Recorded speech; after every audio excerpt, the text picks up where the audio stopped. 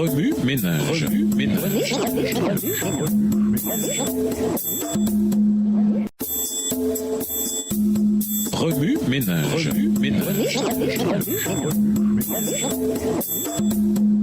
Bienvenue dans votre émission. Remue ménage. Nous voilà à la leçon de vendredi.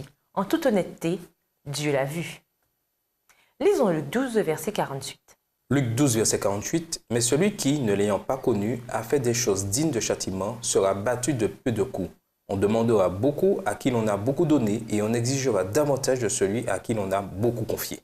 Pour conclure, un jour, un propriétaire entreprit le marquage au fer de ses bestiaux avec l'aide de cow-boys qu'il avait engagés.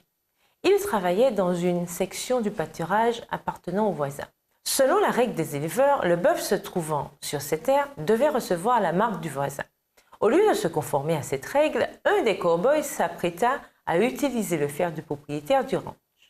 Ce dernier l'arrêta et lui demanda la raison de son geste. Le cow-boy répondit « Pas grave, patron, ton voisin ne le saura jamais. » Immédiatement, le propriétaire lui répondit « Dépose ce fer et va-t'en. Un homme qui vole pour moi va aussi me voler. » Quelles que soient nos tentatives de rationaliser la malhonnêteté envers Dieu, c'est notre niveau de foi en lui sur le plan financier qui déterminera la somme et l'assortiment de bénédictions qu'il promet de déverser sur nous. Qu'offre aux idées? En comparant l'état de vos finances ainsi que d'autres domaines de votre vie, cherchez l'accomplissement d'une promesse de Dieu de déverser ses bénédictions en retour de votre fidélité dans la dîme et les offrandes. Demandez à Dieu de vous montrer des parties de votre vie où vous devez être plus honnête envers lui. Apportez une offrande de nourriture imprévue à Dieu et partagez-la avec des camarades de classe, des collègues de travail ou avec d'autres.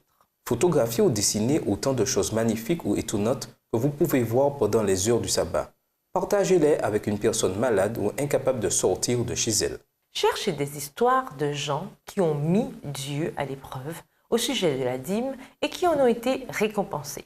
En privé, chantez à Dieu un chant de louange pour l'abondance chaque fois que vous mettez de côté la dîme ou d'autres ressources pour lui.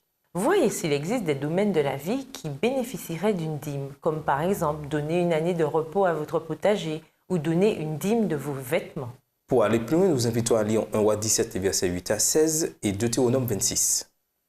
Ainsi que le livre Over and Over Again, 150 Adventist Share Personal Faith Stories About Stewardship, à maintes reprises, les adventistes partagent 150 histoires personnelles de foi sur la gestion chrétienne de la vie.